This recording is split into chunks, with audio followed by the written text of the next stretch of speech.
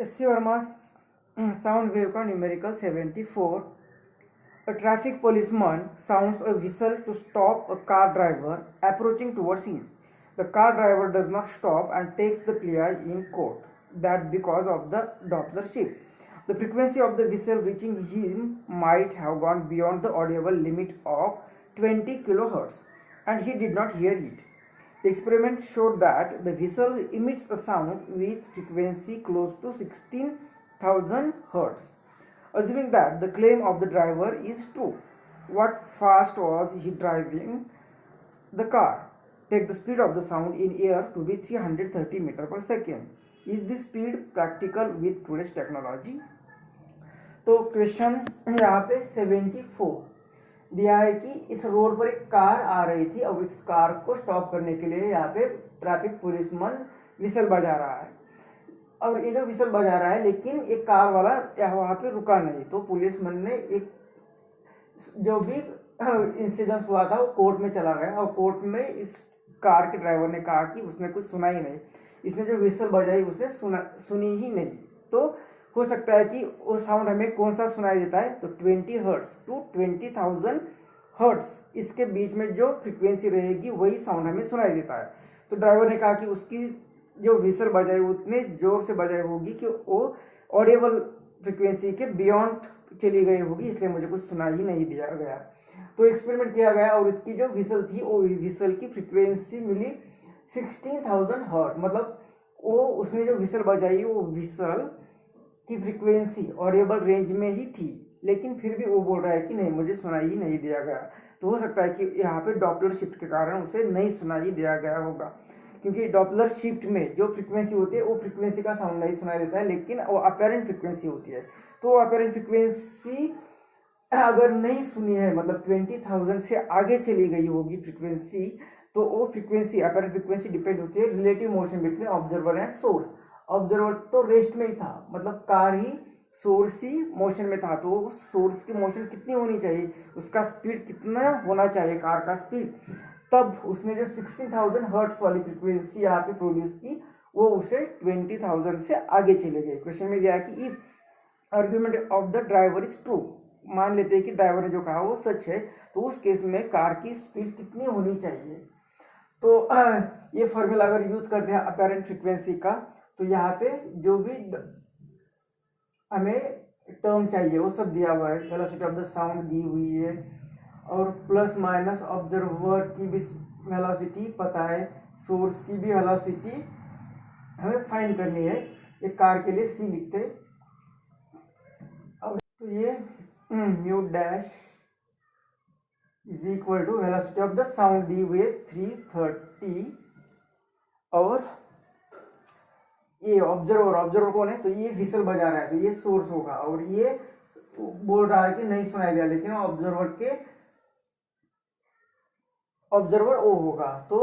Observer motion में और observer क्या हो रहा है कि इसकी तरफ आ रहा है, अप्रोच हो रहा है तो साउंड बढ़ेगा, फ्रीक्वेंसी बढ़ेगी तो न्यूमरेटर में ऐड करना चाहिए। तो velocity of the observer divided by ये 330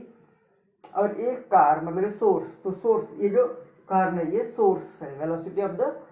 ऑब्जर्वर मतलब ये कार की वेलोसिटी और ये होगा सोर्स। तो ये सोर्स क्या है, तो ये सोर्स यहाँ पे रेस्ट में है और ये फ्रीक्वेंसी 16,000 और ये दी हुई हमें 20,000 ये दी हुई है, तो ये कितनी दी है 20,000। तो यहाँ पे ये इसे डिवाइड होगा तो ये 330 plus V0 divided by 330 is equal to ये आके यहाँ पे डिवाइड होगा तो इसके 3 जीरो इसके साथ चले जाएंगे तो 20/16 तो 4 4 जा और ये 4 5 जा, इसका क्रॉस मल्टीप्लिकेशन करते तो ये 4 इंटू दिस, तो 4 into 330 plus velocity of the observer मतलब ये velocity of the car is equal to 5 into this 5 into 330। तो ये जो है इसे इस साइड में भेज दे तो 4 इंटू दिस 4 इंटू 330 को इस साइड में भेज देते तो 4 इंटू यहाँ पे VC रहेगा इज इक्वल टू ये 5 इंटू 330 और ये यहाँ पे माइनस होके 4 इंटू 330 तो ये VC तो 4 यहाँ पे डिवाइड होगा तो यहाँ पे ये VC velocity of the car is equal to ये 330 को कॉमन ले लिया तो 5 माइनस 4 कर दो 1 इंटू 330 और डिवाइडेड बाय ये 4 तो वेलोसिटी ऑफ द कार कितनी आएगी 4 से डिवाइड करें तो 4 8 जा 32 1 10 तो 4 2 जा 8 फिर 2 और 4 5 जा इतनी मीटर पर सेकेंड वेलोसिटी आएगी इतनी एक सेकेंड में इतना मीटर चलेगा इसे किलोमीटर पर आवर में कन्वर्ट करना है तो हमें 18/5 से मल्टीप्लाई करना पड़ेगा जैसे मीटर पर सेकेंड करते हैं तो 5/18 से तो किलोमीटर में पर आवर कन्वर्ट करना है तो उसका इनवर्स मतलब 18/5 से मल्टीप्लाई करेंगे तो ये कितना आएगा 5 6 जा 30 5 6 जा 30 और एक 3 फिर से 5 6 जा 2 2 जा 4 2 ये 33 और ये 2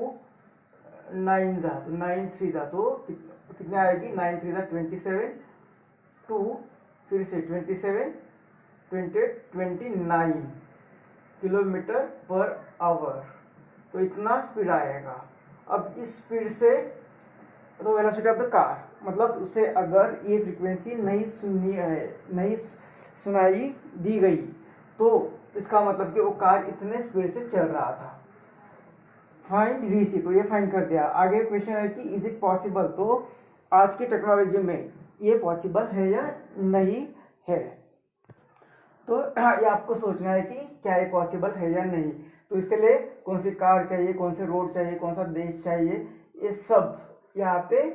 आपको सोचना है कि ये आज के ज़माने में पॉसिबल है इस टेक्नोलॉजी में पॉसिबल है या नहीं है लेकिन ये बुक अगर 1992 में लिखा है